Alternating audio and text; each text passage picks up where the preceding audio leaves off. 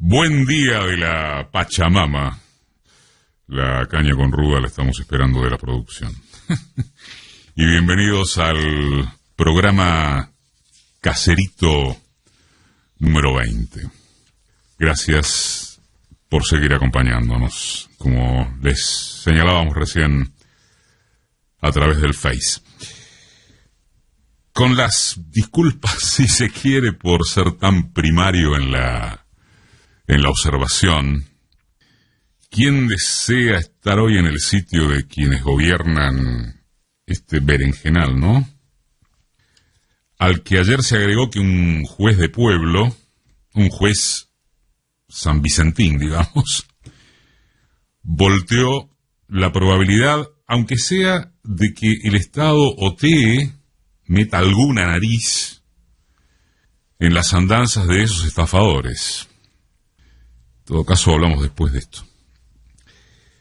Ayer, pasado el mediodía, yo creo que Alberto Fernández hizo uno de sus mejores intentos emocionales, no por insinceridad, al contrario, digo para que no se malentienda lo de intento, para que quede, para que se sientan apelados aquellos que deben asumir responsabilidades individuales.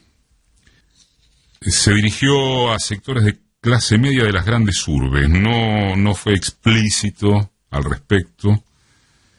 Sí habló de los jóvenes, como lo hizo recién, lo escuchábamos en el Info, Carla Bisotti, pero a buen entendedor, ya se sabe, no es que se conoce, que las desobediencias están mucho más en lo lúdico de ciertos sectores de clase media que en eso que se llama los barrios populares, donde la desobediencia pasa mucho más, muchísimo más, por aquello de lo que no pueden privarse por vivir del día a día y de la changa. Otra vez, otra enésima vez, cabrá repetir que se trata de aguantar con los males menores hasta vacuna o tratamiento. Todo lo demás suena a zaraza. Se podrá hacer una disección quirúrgica acerca de si Rodríguez Larreta acompañó al presidente con distancia o acercamiento, si Kicillof logró sensibilizar con la dramática situación en el conurbano bonaerense, si se tiene conciencia de que en el interior del país se entra en zona amarilla oscura, no sé si roja, y de que lo estará más todavía al flexibilizarse la circulación, etcétera. Pero nada cambia lo sustancial, que es ese combo entre cerco sanitario y desesperación económica. Y entre tanto, con pocos pero muy poderosos afectados, en grado sumo, circulan otras disputas. La reforma judicial anunciada, propuesta por el gobierno, no la vamos a analizar en estas líneas en cuanto a sus características técnicas. Para eso hay especialistas de índole diversa, largamente más capacitados que quien habla, pero además es de creer que son prioritarias algunas observaciones políticas generales. Hubo un aspecto que hizo ruido de inmediato y condicionó en forma inevitable la impresión extendida.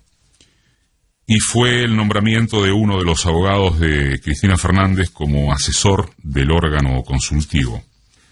Al margen de antecedentes intachables y valores académicos de Carlos Beraldi, que prácticamente nadie se anima a discutir, era obvio, de toda obviedad, el uso escandaloso que se daría al tema.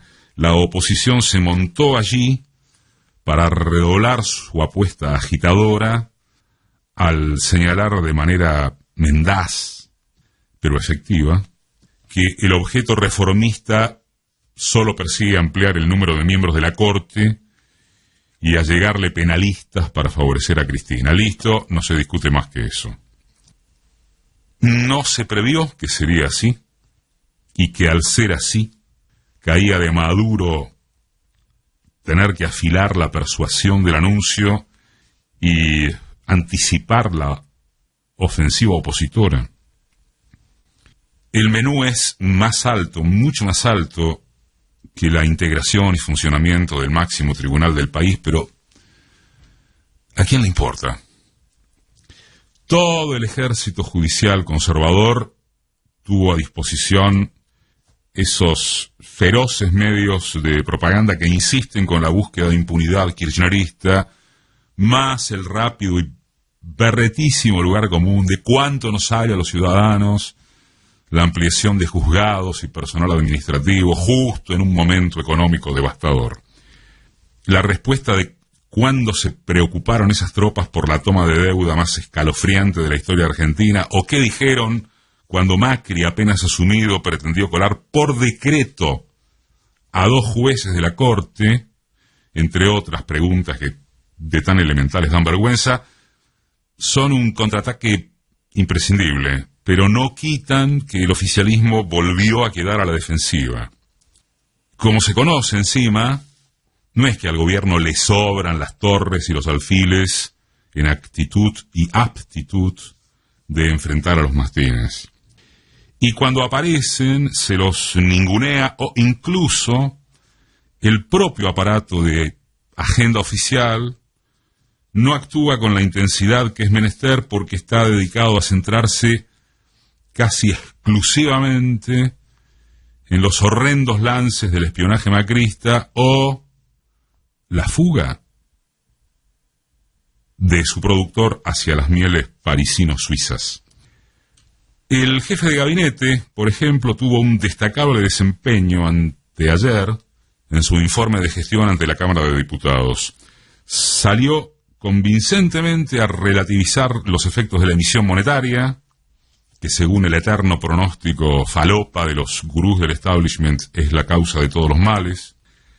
Advirtió que el presidente nunca recibirá a policías que matan por la espalda, y está muy bien porque refuerza grandes trazos conceptuales, aseguradores del núcleo duro y demás. Para los medios, incluyendo a los simpatizantes oficiales, virtualmente no existió esa resaltable intervención de Santiago Cafiero. Es del mismo modo que la pretendida reforma judicial nació sospechada, sin contar que en su hipótesis en extremo optimista se debatirá ¿cuándo? El año que viene, que es electoral. Como sea, no es una cuestión que atrape masivamente, ni muchísimo menos, y puede corresponder al interrogante de si era un frente para abrir en este momento.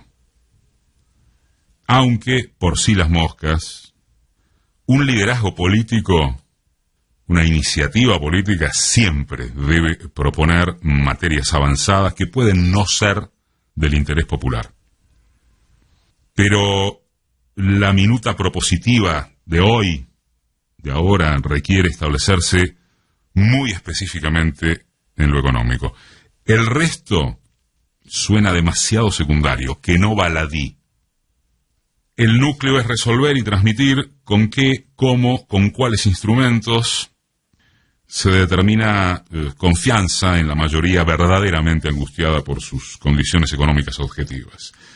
Que el gobierno provoque proposición, polémica sobre la salud de las instituciones y el estado de la República, por tercera vez lo decimos, es necesarísimo si se quiere, pero le significa introducirse en un terreno donde a priori lleva las de perder, porque el dueto medios-corporación judicial está mucho más entrenado.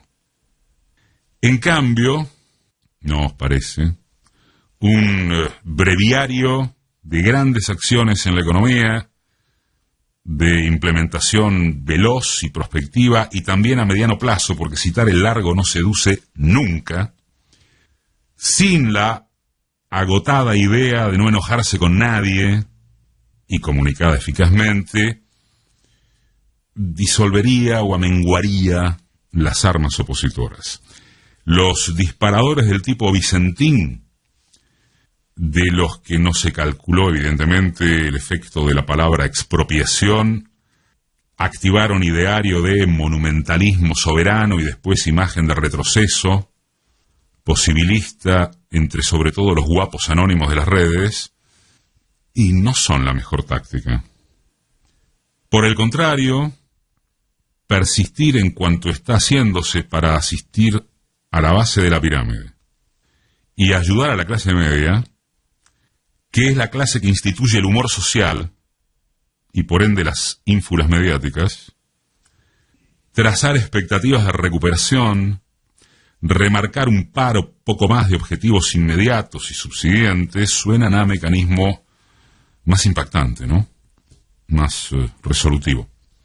Instrumentar y comunicar permanentemente cómo se perfecciona el alcance de IFE y ATP, subrayar sin descanso lo calculado para la vuelta a las clases, en dónde y con cuáles recursos que se repartirán cómo, no parar en el remarque de ayuda a las pymes, ser más enérgico, ¿no es así?, en la demostración de que el peso de la crisis deberán sobrellevarlo quienes más tienen. La cantidad de medidas que el gobierno efectiviza e intenta en medio de esta catástrofe universal que no tuvo ni tiene resoluciones ejemplares, en parte alguna, no se merece que su incidencia comunicacional deje que desear. No es que deba perderse de vista que haga lo que haga o deje de hacer el gobierno, la alianza opositora del poder económico, expresada casi en soledad por lo mediático, jamás habrá de darle descanso. Es que el instrumento, para no quedar sometido a eso, pasaría, constantemente es en potencial, uno es comentarista, punto, por mayor imagen de potencia en decisiones clave. Si hay eso, la comunicación tiende a arreglarse porque deja de ser causa y pasa a ser efecto.